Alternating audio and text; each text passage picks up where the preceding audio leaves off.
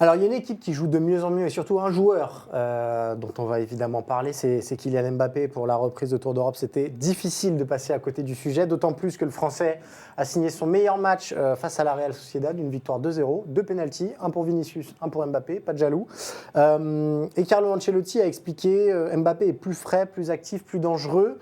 Voilà, comment tu juges pour l'instant ses débuts avec le Real Madrid et peut-être son évolution au fur et à mesure des matchs? On le sent vraiment prendre de plus en plus d'importance dans cette animation offensive madrilène. Ce qui a été compliqué d'abord pour Mbappé, c'était vraiment de prendre ses marques, parce qu'il était beaucoup attiré par ce côté gauche, avec Vinicius qui était déjà sur ce côté gauche. Et en plus, on avait dans le fameux trio, voire quatuor, si on intègre Jude Bellingham, Rodrigo, qui lui-même, naturellement, est un ailier gauche. Donc c'est-à-dire que quand il a tendance à aller sur un contre, c'est lui, il va du côté gauche aussi. Donc il y avait vraiment un embouteillage sur ce côté-là. Et comme par hasard, on va dire, le meilleur match de Mbappé, c'était donc là contre la Real Sociedad ce week-end, avec un gros changement dans le dispositif. Donc évidemment, Jude Bellingham étant blessé, c'était Arda Güler qui était numéro 10. Et à droite, pas de Rodrigo, c'était Brahim Diaz qui lui est donc plus attiré par ce côté droit et qui avait moins tendance à revenir dans les pieds des deux autres, Vinicius et Mbappé. On sent que Mbappé là, contre la Real Sociedad, a vraiment commencé à trouver son rôle, à être davantage dans l'axe, ce qu'on lui demande finalement d'être ce numéro 9 du Real Madrid. Il trouve ses marques. On n'est pas sur un excellent match. Évidemment, on a vu des bien meilleurs matchs de Mbappé que celui qu'il fait avec le Real contre la Real Sociedad. Mais il a été élu homme du match et c'est plutôt un bon signe pour la suite. Moi, il y a quelque chose qui me frappe dans les débuts d'Mbappé. Alors, on a beaucoup parlé en début de saison de sa disette. On se demandait quand est-ce que le premier but allait arriver. C'est le nombre d'occasions qu'il se crée par match. Est-ce que c'est un indice sur sa bonne incorporation à l'équipe ou il y a encore beaucoup de choses qui doivent être corrigées? Mais vraiment, j'ai l'impression, et encore face à la Real Sociedad, il y a 3-4 mouvements où vraiment ça peut se terminer en but, ce qui n'était pas toujours le cas au Paris Saint-Germain, où il avait plutôt un côté létal de 2 occasions de but, quoi. Oui, il se crée énormément d'occasions. Et d'ailleurs, sur la première période où il joue avec Brahim Diaz et Arda Güler, c'est vraiment lui qui a toutes les occasions du Real Madrid. Et d'ailleurs, les commentateurs, ceux qui suivent le Real Madrid en Espagne, les journalistes de Marca, etc., disaient Mbappé, c'est le meilleur du Real aujourd'hui. Et pourtant, il a simplement, entre guillemets, marqué sur penalty, ce qui est plutôt dans ses gammes. Mais parce que, justement, il a créé énormément de mouvements. Et c'est quelque chose qu'il avait du mal à mettre en place sur les premiers matchs parce que justement Vinicius avait tendance un peu à lui marcher sur les pieds et inversement évidemment, c'était dans les deux sens. Mais avec ce profil plus axial et aussi Arda Güler qui joue un rôle un peu différent quand même de Jude Bellingham qui se projette peut-être un peu moins parce que Jude Bellingham se projette énormément. Il avait plus de champ devant lui et on sait que Mbappé quand il a de la place devant lui qu'il peut retrouver en plus cette vitesse qu'il retrouve au fur et à mesure, qu'il avait bien perdu quand même au PSG, mais qu'il retrouve là au Real, et ça donne ce match-là avec énormément d'occasions.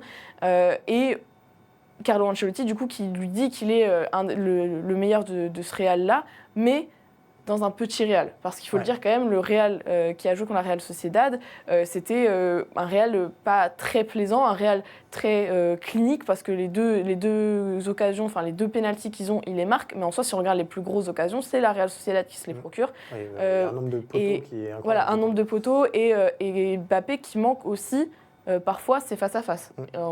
Quand il déboule dans la surface, qu'il dribble, mais que derrière, il manque sa frappe, on voit encore que c'est un Mbappé qui doute et qui va devoir progresser. J'ai peut-être une question plus franco-française, mais tu connais le Mbappé tu connaissais le Mbappé du Paris Saint-Germain, tu connais le Mbappé de l'équipe de France, on voit celui du Real Madrid. Est-ce que c'est le même joueur? On parlait de sa capacité à se créer des occasions. Voilà, il a traversé l'été comme un fantôme où ça a été très compliqué de se mettre en action. La reprise et le mois de septembre n'a pas été beaucoup plus probant pour lui. Qu'est-ce qui fait qu'au Real, il y a peut-être cette envie supplémentaire? Est-ce que tu considères que c'est le même joueur ou il y a vraiment des grosses différences? Pour l'instant, il essaye vraiment de s'adapter à un rôle de numéro 9. Okay. Et c'est un rôle dont il n'a jamais voulu, en tout cas en équipe de France, au PSG. Au PSG, la saison passée, c'est difficile de tirer des leçons de ce qui a été fait parce qu'il était vraiment dans une saison extrêmement compliquée pour lui. Il avait du mal à trouver sa place. Et pourtant, ce que disait Luis Enrique au niveau des consignes qu'il lui appliquait, c'était de lui donner une totale liberté devant. Là, on sent qu'en tout cas, au Real Madrid, c'est beaucoup plus cadré. Parce que à gauche, il a Vinicius, Et à droite, souvent, il y a Rodrigo et derrière, c'est Bellingham. Donc c'est difficile de marcher un peu sur les pieds de ces joueurs-là. Donc là, il a un rôle beaucoup plus à se fixer devant, à finir les occasions, ce qu'il sait très bien faire. Et là, il est encore dans cet apprentissage-là. Il doit encore réussir davantage à combiner avec ses coéquipiers. Là, il va retrouver normalement Jude Bellingham en Ligue des Champions, puisqu'il va revenir de blessure. Donc, on va voir comment se relance la machine avec Jude Bellingham, parce que les premiers matchs avec lui étaient vraiment pas très bons. Mais en tout cas, on sent qu'il commence à accepter, entre guillemets, le fait d'être le numéro 9 du Real, qui va devoir jouer à ce poste s'il veut se faire une place dans le 11, parce qu'il n'aura pas le couloir gauche, c'est celui de Vinicius.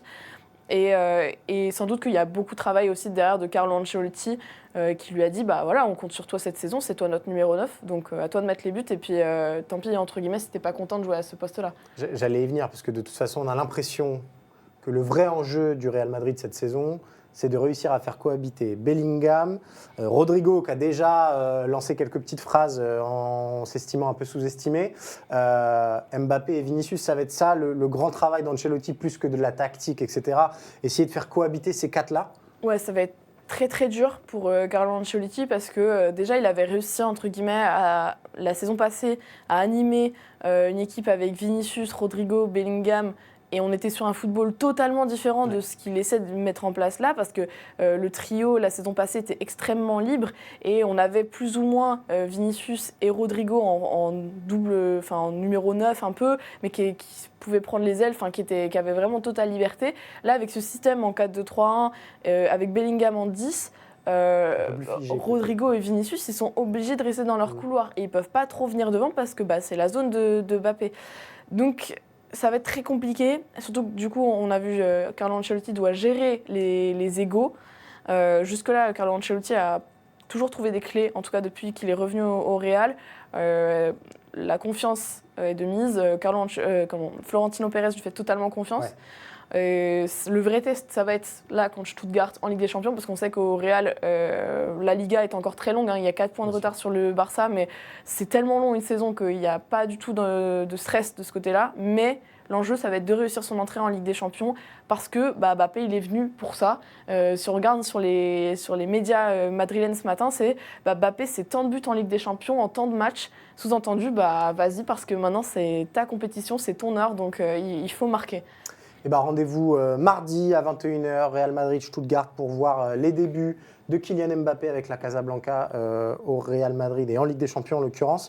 Vous vous en doutez, on aura un fil rouge toute la saison dans le Tour d'Europe autour du Real Madrid, mais on parlera très très vite aussi du FC Barcelone d'Hansi Flick. Je pense que dès la semaine prochaine, Anna, tu seras de nouveau conviée parce que ce début de saison est plutôt très prometteur.